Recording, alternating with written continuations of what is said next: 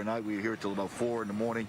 And at that point in the Malibu, I should say in the Palisades Village, some of the landmarks like the Gelson's store, the Ralph's grocery store right in that heart of the area, they were still standing at 3 in the morning. Now, being told by neighbors up there who've gone through and tried to look, even to see if their own homes are gone, a lot of that area is just wiped out. And this is the flank here. We see some fire trucks, some lights up there flashing in the darkness, trying to protect that big 3-story condo building off to the left of where those active flames are. But those flames have been roaring unchecked the last couple of hours, and they're also threatening some of the homes right down below, right above PCH here. Again, we are just north of Sunset as the Palisades Fire continues to burn relentlessly. Back to you guys. All right, Ed. Yes, the devastation continues. Of course, we're watching the Palisades Fire. We're watching the Eaton Fire in Altadena. The Hurst Fire, we haven't forgotten about that. And now we have the new Sunset Fire burning in the Hollywood Hills. It is absolutely devastating. Yeah, I mean, you think about what Southern California is dealing with right now, unprecedented. 100%. I mean, we've heard that from the fire chiefs, whether that's from LA City, LA County. They haven't seen this in their 25+ years, decades long in the fire industry, and it is coming to fruition fast and furious, unfortunately. We've been on the air with you, and we will continue to be on the air with you. Wall-to-wall coverage, commercial-free here on Fox 11.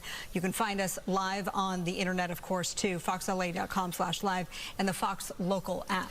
And when you see those images, it makes you think, you can't believe that we're dealing with all of this at the same time. We now look at this map of all the fires we are dealing with. Let's bring in our meteorologist now, Adam Kruger, for a look at where we're at right now. It is a different forecast than 24 hours ago, but still a tough one, Adam. Exactly. That's a good way to describe it. We still see winds that are going to be strong and challenging for a while. And actually, if we can come back to that map before we even get to our weather graphics, because I think it's time we spend a little time on a map. You know, there's so much going on.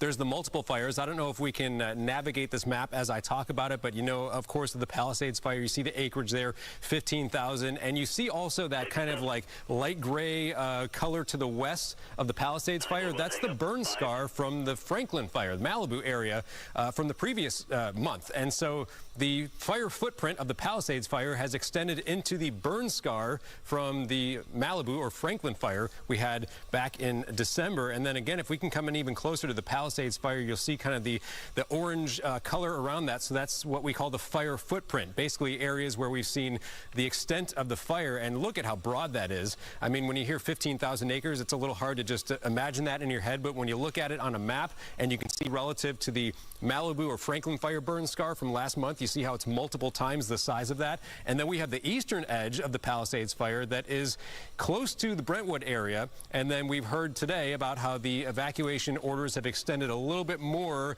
into north and western portions of Santa Monica, and evacuation warnings even as far south or down the coast as Wilshire. And so that's what's going on there with the Palisades Fire. If we can back this out now a little bit farther, we know about the Eaton Fire around Altadena, Pasadena, of course, that one a little more than 10,000 acres. The Hurst Fire up in Sylmar, about 700 acres last report. I know we've got a lot of area to kind of scan across right here. There's the Eaton. And so again, you know, it still remains very dry. The winds are improving, and I'm going to get to that forecast in just a minute or two.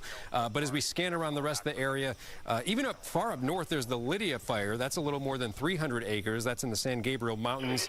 I believe in the press conference on the Lydia Fire, they said forward progress was stopped with that one, and that's the one where we've actually seen some containment in terms of the percentage. Instead of 0% contained like all these others, I believe this one's at 30%. They say in the press conference, I wrote down that forward progress was stopped on that one.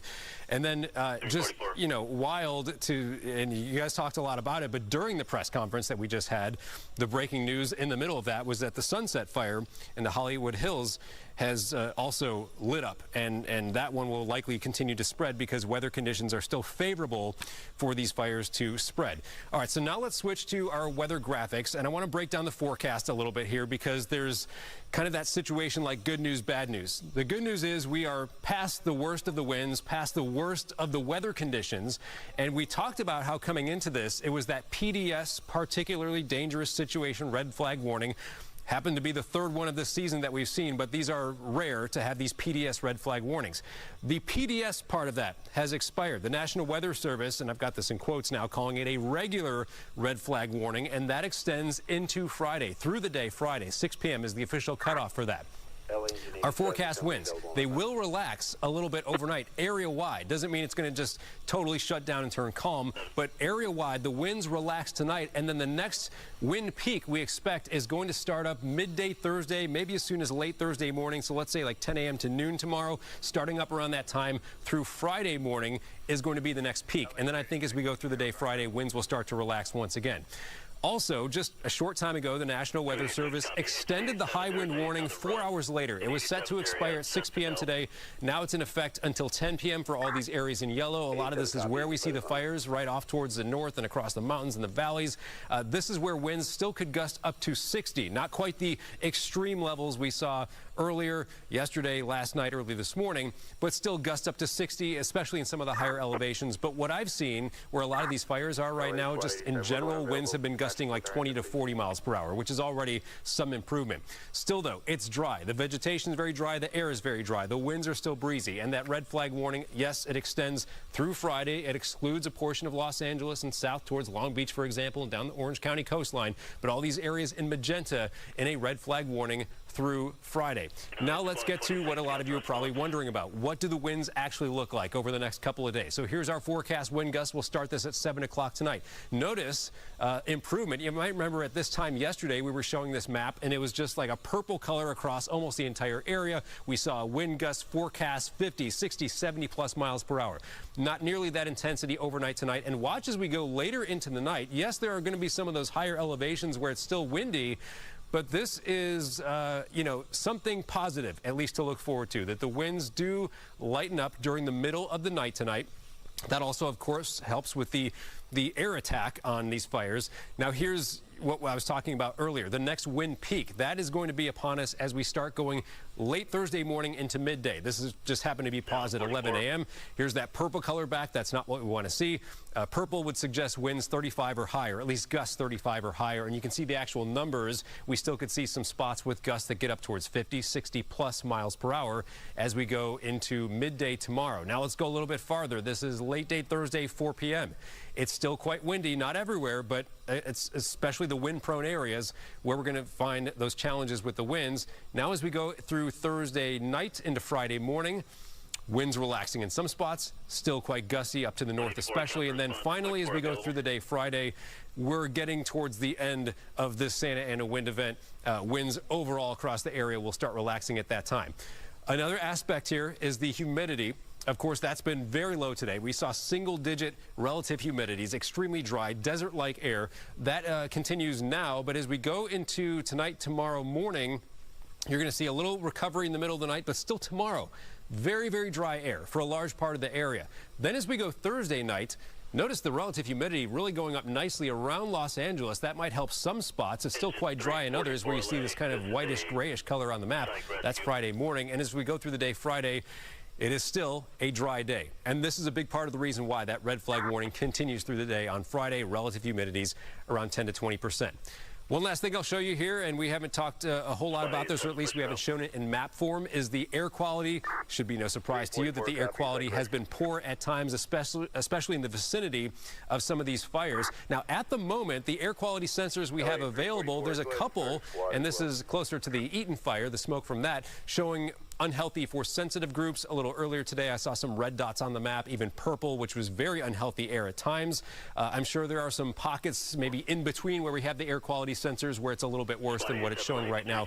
But you get the idea. There is likely going to be poor air quality, especially where the smoke is blown around for probably several days. And keep in mind the overall wind direction. Last thing I'll talk about here. The wind direction mostly will remain from the north-northeast to the south-southwest, kind of the offshore wind going towards the coast. But like we've seen many times during this event, and this is mostly due to the winds interacting with the topography and also interacting with the fires themselves, there will be times when the winds are swirling, changing direction. You know, if you watch football games, you've seen this over and over, right? You have the stadium and winds come in over the stands and kind of interacts with the, like, basically the topography of the football stadium. The same kind of thing happens here in Southern California, where we have flat areas and mountains, and the winds kind of, you know, can curl around a little bit. But the overall wind direction will remain the same, just in general, from that north-northeast to south-southwest direction. So the smoke will likely continue to go mostly in the direction that it's been blowing so far.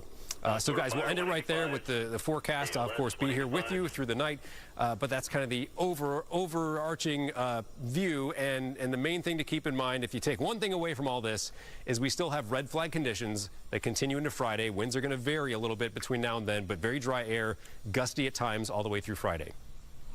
We thank you so much, Adam, and I'm glad we're through the PDS, the particularly dangerous situation. But again, if you're looking at these live pictures, that doesn't necessarily matter, because this is obviously very dangerous, very devastating here. The Palisades Fire taking another home, perhaps a whole nother neighborhood. We've seen just neighborhood after neighborhood wiped out. Last check, it was close to 16,000 acres. No doubt the acreage has gone up, but we haven't gotten that new number. At least 1,000 structures destroyed. The other fire we're watching, the Eaton Fire in Altadena. Christy Fajardo, she's been out there on the ground there, and you've seen a whole lot of destruction yourself. Sadly, we have seen a lot of destruction on this block alone. We're actually on Lake Avenue, and take a look here behind me. This B of A is on fire. A short while ago, there were massive flames, but now the flames have died down somewhat, and that's because the roof collapsed, and you can actually see flames burning inside the Bank of America. But all along Lake Avenue, we are seeing leveled businesses.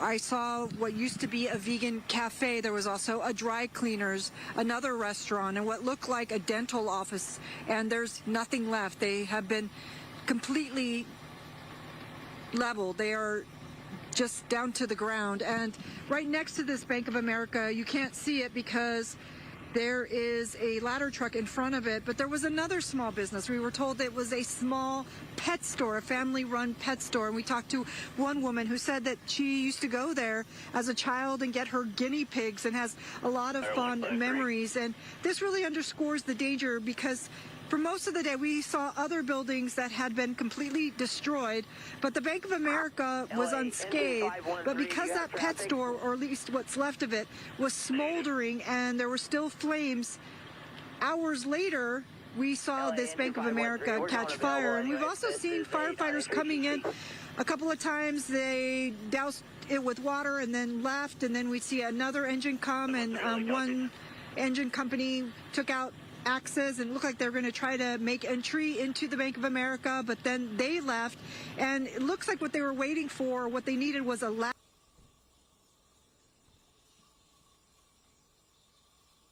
truck, because finally this engine came and they put up the ladder and they started to hose down the roof. But again, we heard it collapse. It made a very loud sound. You could hear crumbling tile and